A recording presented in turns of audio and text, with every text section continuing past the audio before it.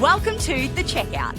We catch up with previous Add to Cart guests and ask them 5 quick questions to get to know them better and leave you with a little extra inspiration to get you through your Friday.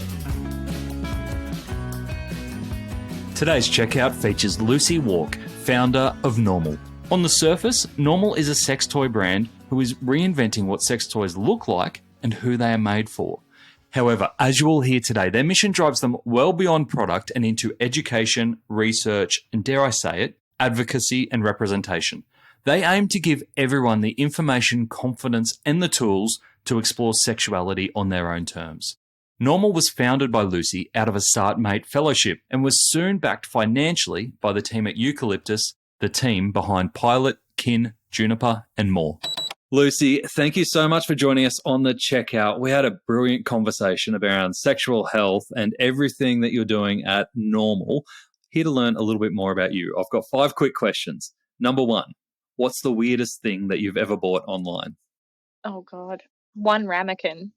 One ramekin? What's a ramekin again? It's like the thing that you bake eggs in.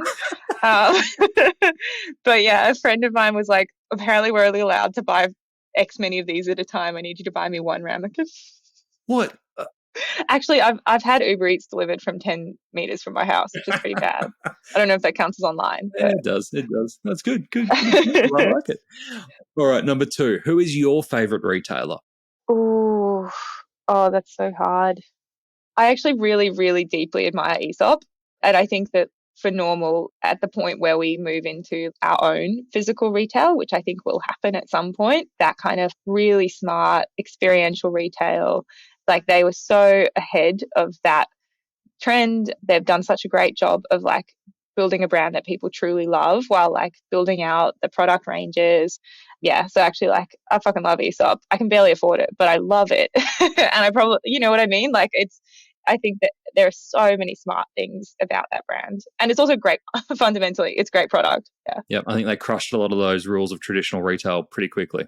Yeah, definitely. Just kind of going left when everyone else is going right and doing that in a way where you're like, it's correct for your brand. It's resonant for your brand. It really makes sense. Number 3, which e-commerce practice do you wish was history? I think treating your email subscribers really transactionally. I love brands like, for example, like Good Pair Days.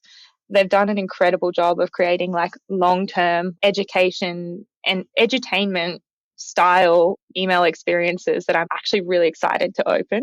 And I think particularly there's always such a push in like email marketing best practice to do everything up to the point that just before someone unsubscribes from you, but like continue like just selling and selling and selling. And I think like that it is just like, obviously it is counterproductive to building long-term brands. And so you see it juices early growth of brands at the expense of a capital B brand that is generational. So yeah, I hate that. It's a really good point because it is so obvious the retailers who think of email this as what can I get from my customers versus those who go, what can I give to my customers? Yeah, definitely. Number 4, can you recommend a book or a podcast that our listeners should immediately get into?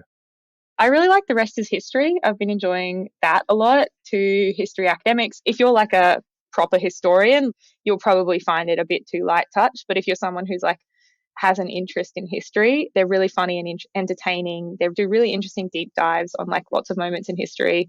And yeah, I think it's just like a great podcast. My sister's a doctor and she recently took a new job where she has to like commute 2 hours a day. And she's just like, I'm so glad I found this podcast. It saved me from what I thought was going to be a really hard part of this year and it's made it really easy. So like, I love that. Amazing. So good. Thank you. The last one I have for you, finish this sentence. The future of retail is?